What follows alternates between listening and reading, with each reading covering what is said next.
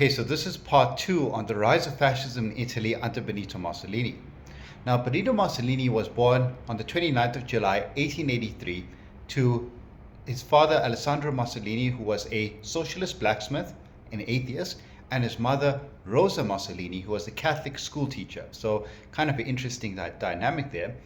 And although the parents weren't well off, and especially his father used to waste money, go out a lot, go womanizing and gambling and things, they got a reasonable life because of the mother's position in the school. They were able to live in a decent house which was located on the school. Italy at the time was not very industrial. Half of Italy was agricultural, the other half was industrial. Now, it was established in 1871, roughly about the same time that Germany, you had the unification of Germany. But unlike Germany, which was very industrial and very powerful, Italy was struggling quite a bit. And there were various times, especially when they tried to colonize Ethiopia and they were defeated, there was a lot of frustration with Italy's monarchy. And socialism had quite a lot of strong roots in Italy. This is kind of the environment in which Mussolini would grow up in.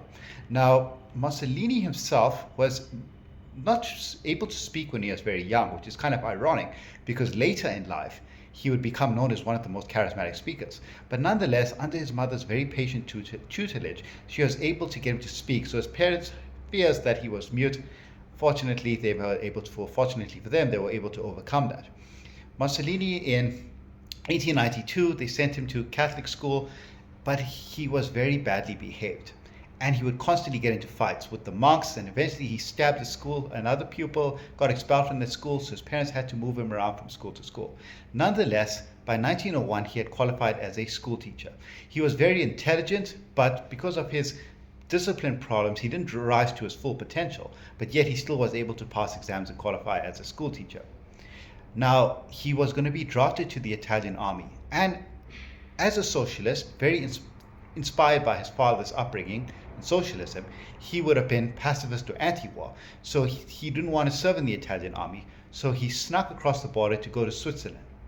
But when he was in Switzerland, because he was constantly taking part in left-wing politics, socialism, strikes, encouraging workers to rise up and overthrow the authorities, he kept on getting deported.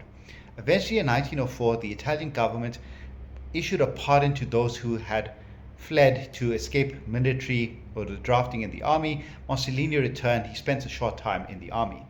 In 1911, Italy invaded another territory in Africa, Libya, and conquered it. And this time, Mussolini, who as a socialist, very anti-war, anti-imperialist, led a number of protests against that, got arrested, but he came under the attention of the Italian the Italian socialist parties, and they appointed him as editor of the socialist newspaper Avanti.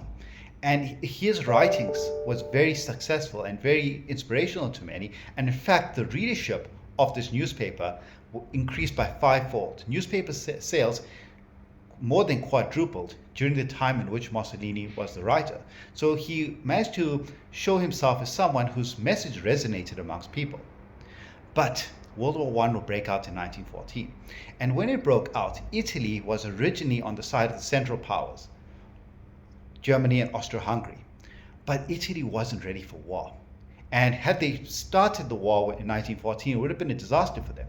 So they managed to get out of the war, claiming that they had a defensive alliance with Austria-Hungary and Germany. But Austria-Hungary is not being attacked, so why should they come to Austria's defense? Austria-Hungary is the aggressor. They're declaring war on Serbia. So using that, Italy managed to stay out of the war. But as the war progressed, Britain started to put more pressure on Italy to join their side, the Triple Entente, in the First World War, giving promises of various land. And Mussolini made a U-turn with his ideology, and he started encouraging Italians to want to fight in the war. He kind of had a change in direction now. He thought that war would actually be good for promoting a sense of nationalism.